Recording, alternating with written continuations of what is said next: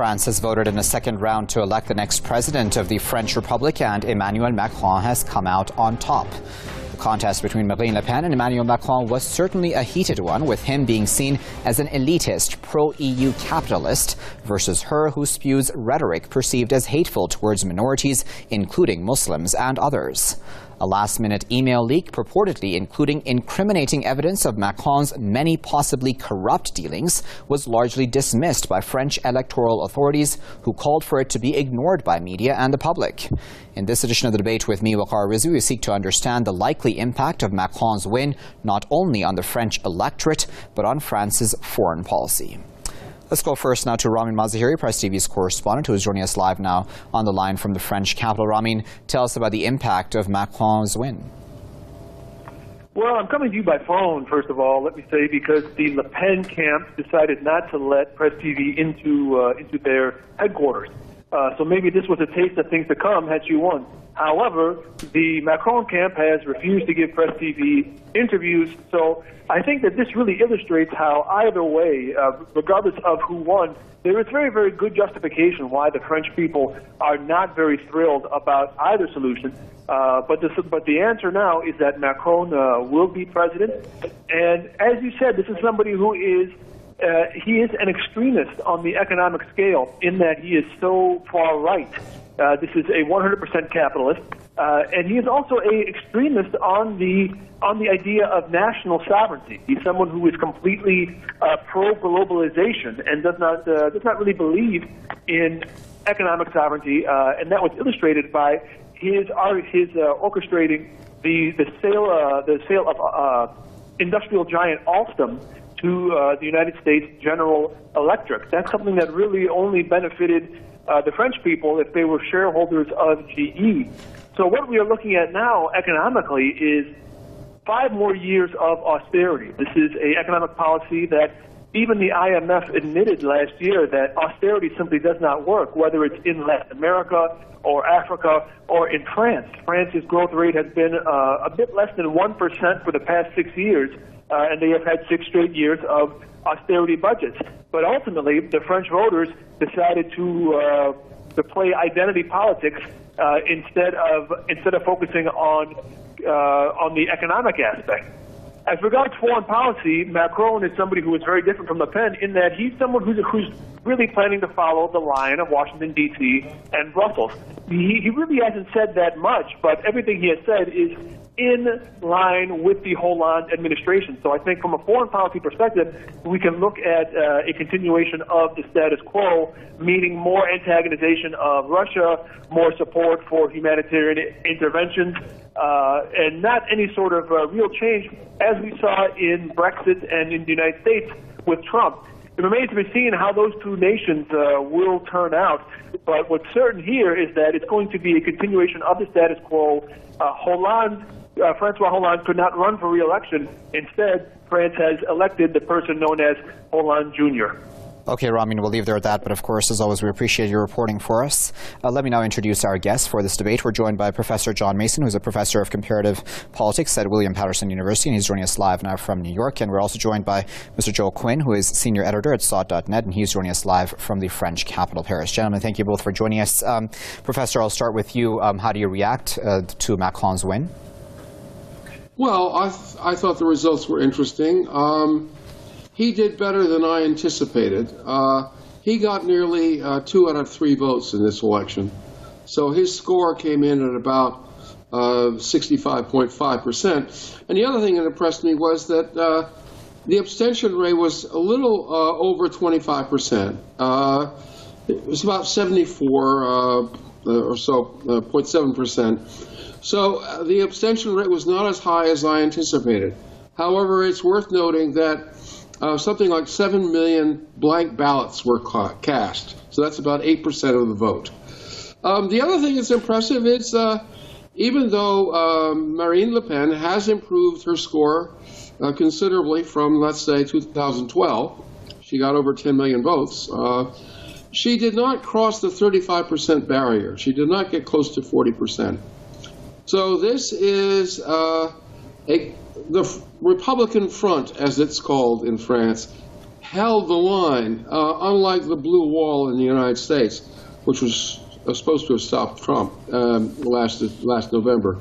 So I think this breaks the rhythm, especially after the Dutch election, of the progress of a kind of populist, nationalist, extreme right. Now, Le Pen has come on and announced a sort of new division, a new cleavage in French politics, which is between the mondialistes and the patriots. And I think she's getting ready to rename the National Front as the Party of Patriots. So we'll see where she can go with that. However, there's the cloud hanging over her, and that is this massive dump of documents that occurred about 4 minutes before the media blackout was imposed on Friday night at midnight, which has the fingerprints of the Russian intelligence group APT-28, otherwise known as Fancy Bear, and also the fingerprints of American alt-right internet trolls all over it. So I don't know how that fits. Okay, Professor, if you allow me to come in here, you're getting through a lot of material, so I wanted to break up some of what you said and ask Mr. Quinn to react to that. Mr. Quinn, firstly, how do you, of course, react to Macron's win and a lot of what the professor there spoke about, of course, the Macron leaks, etc.? Yeah, well, I think the high number of abstentions in this election were all abstentions because of Macron. People did not. People who abstained because they did not like Macron, but they have been put in this position where they couldn't vote for Le Pen either. So, but it was certainly the abstentions were because of Macron, because otherwise they would have voted for Macron. I think this entire French election has been effectively a farce, a joke. A mockery of democracy, effectively, because I've been here and watched the way the media has covered and has used its influence to completely sideline Marine Le Pen and to effectively force the French people, all French people, shame them, threaten them into voting for Macron, because through all sorts of dirty tactics that the media can use. But I mean, it has been completely undemocratic from a very basic standpoint. The way the media has been used to influence this election. So it's as bad as we may as well be in North Korea or somewhere on that point. I think also that. This is the establishment who put Macron forward. I mean, obviously, this is a guy who 3 years ago was unknown. He's 39 years old. He's basically a newbie. He came from nowhere. How does someone like that really appear out of nowhere, almost literally out of nowhere, and become the president of France? I don't know how that happens. He's obviously been supported by serious financial backers. He used to work in Rothschild Bank, and he's been massively supported by the media. So Macron has been presented to the French people in this way. As a anti-establishment. He said himself he's anti-establishment, which he's not, obviously. That's a joke. And he's a centrist, which means kind of nothing, really, you know. So he's basically being presented to the French people as an anti-establishment candidate, but for the next 5 years very quickly they're going to find out that he's not an anti-establishment candidate. He's actually the candidate of the French establishment, and that's it. They're done. They will have not, in 2022, they will have nothing more to present to the French people to offer them as something different from the typical left right, and that's where I think Marine Le Pen is going to come in 2022, and she seems to be hopeful about that, and she has said that she's going to reform her party and transform her party into something slightly different, and that's a wise move, you know. But as for your other guests' statements about the leaks that came out just prior to the vote. That they have fingerprints on them. I'd like to see his sources or his evidence for that. Is quite laughable, actually, given what happened earlier this year in the US with Donald Trump. It's just a complete joke for anybody just to point the finger at Russia over leaks like that. It's just I'm actually a bit embarrassed for him. Okay. Let me just come in here, Professor. Obviously, you're both going through some very heated and sensitive material, so I want to break it up again, if you allow me, Professor. Firstly, do you believe, Professor, that Emmanuel Macron is anti-establishment? Because certainly Macron has said that he's pro-EU. Obviously, many people call him globalist, capitalist, even elitist is the word that Le Pen used during the debate, I believe. And then obviously, there's a concern about whether he'll continue austerity measures. Those are all things which I would imagine that the normal French does not want. Well, I certainly agree that he is a pure product of the French establishment elite recruit system. I mean, he's a product of l'ENA. He was at the Rothschild Bank, but he was the high civil servant before that. So I think he sort of represents a temporary convergence, anyway, of the center-right and center-left. However, when I look at the French electoral landscape, we have legislative elections coming up in a month. And I think we will see on the right this party of patriots, right, around Marine Le Pen, which will probably underperform her score in this presidential contest. The Republican Party of François Fillon will try to reestablish itself as a separate group in the French Assembly. And then we'll see whatever gets grouped around the new president, Emmanuel Macron, center-left, center. But there will be a left presence, a left pole. The people who supported Jean-Luc Mélenchon, I think will be represented as a fairly strong left pole within the National Assembly. So instead of looking at this kind of patriot mondialist cleavage that Le Pen discussed, we're going to see maybe a 3- or 4-way split, depending on how things go. Professor, if you allow me to come in here, I do apologize because we are quickly running time, so I want to make sure that I get to that point and ask you this. Professor, do you think that the media was fair to Le Pen? Because, you know, whatever our feelings about her rhetoric may be, do you think that she was given equal treatment by the French media? And others, in fact, as well. Probably not. She's widely perceived as being the representative of a party which until quite recently was fascist. I mean, her father's party has its roots in Vichy. It has its roots in the Algerian War, I think very much on the wrong side.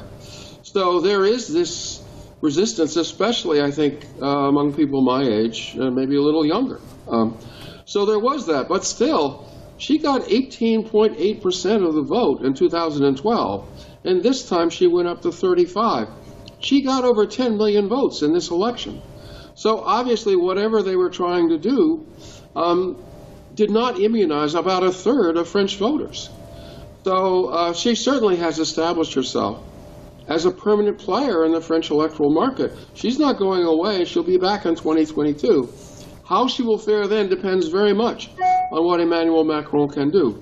I think it's interesting to point out one thing, that Yanis Varoufakis, who was the economics minister of the left-wing government in Greece, went out of his way to support Macron's candidacy in the second tour because Macron intervened to help the Greeks in their battles with the European Central Bank and with the Germans. So he may be a neoliberal, but he's not exactly a German kind of neoliberal. And I'm glad you mentioned that, Professor. Mr. Quinn, I wanted to ask you, in fact, about that op-ed, because I did read it today as well, Varoufakis supporting Macron, his candidacy at that point. What kind of an impact do you think Macron's presidency will have, not only, of course, on Europe? He is pro-EU, obviously, so that's kind of obvious that he'll be supporting Brussels. But apart from that, beyond Europe then as well, because France is involved in many places in the world. France sells arms to many, what we may say, despotic regimes, et cetera, et cetera. What do you think President Macron will be when it comes to those fronts? Well, as your reporter at the beginning of the show said, he summed it up, that this Macron is effectively Hollande Part 2.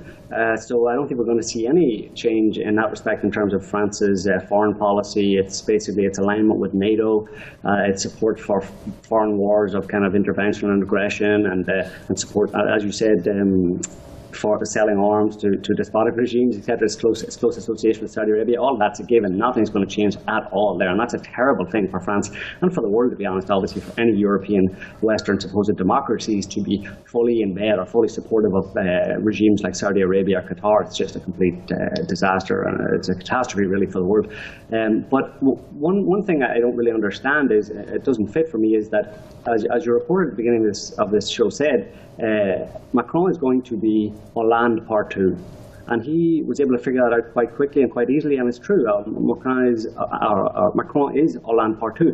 But my problem with that is that in very recent polls, François Hollande was polling at about 7% popularity in France.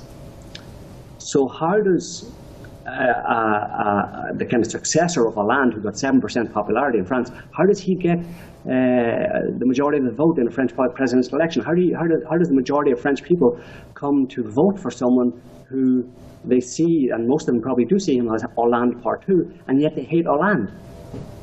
That's something that doesn't square with me in this whole situation. It's very perplexing, and I'll probably leave it at that. I won't stretch it too far in that one, but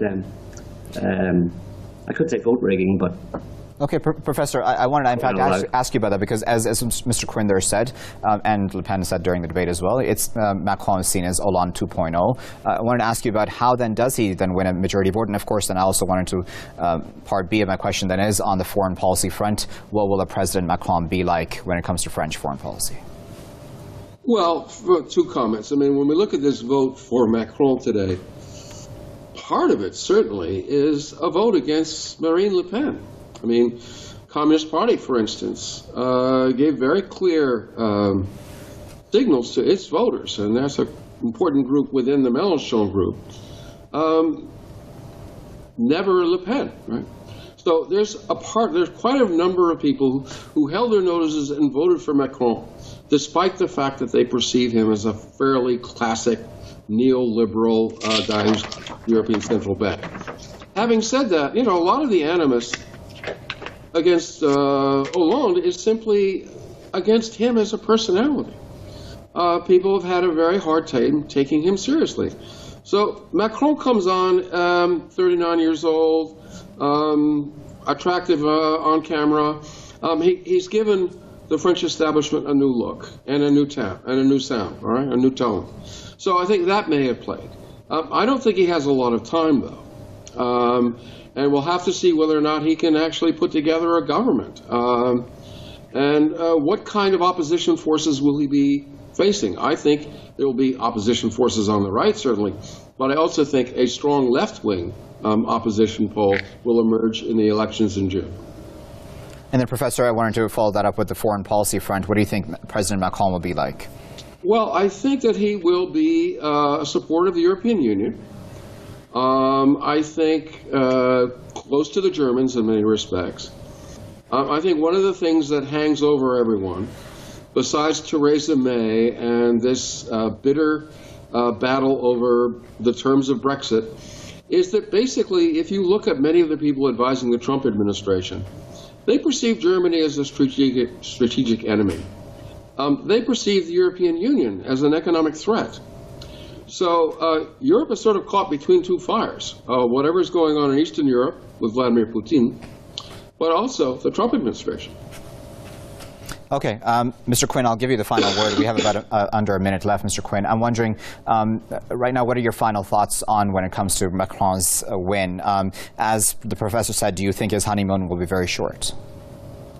I think his honeymoon will be very short. I think it's already over, to be honest, because I think there's a lot of French people out there who are just not happy with politics in France at all and the forced choice they've been given in this election and the role of the media. The media has totally discredited itself. So Macron should forget any ideas about using the media any further to convince the French people. And it's very sad. It's a lost opportunity, really, for real democracy in France and political sanity, effectively. And I think that this is the last time it's going to happen in France. Come 5 years' time, things are going to be very different. Okay, gentlemen, we'll leave it there at that. But of course, we do appreciate both of your contributions to this discussion. That was Mr. Joe Quinn, Senior Editor at SOT.net, speaking to us live from Paris. And we were also joined by Professor John Mason, Professor of Comparative Politics at William Paterson University, and he was speaking to us live from New York. And of course, viewers, we appreciate you joining us as well. Until next time, good night.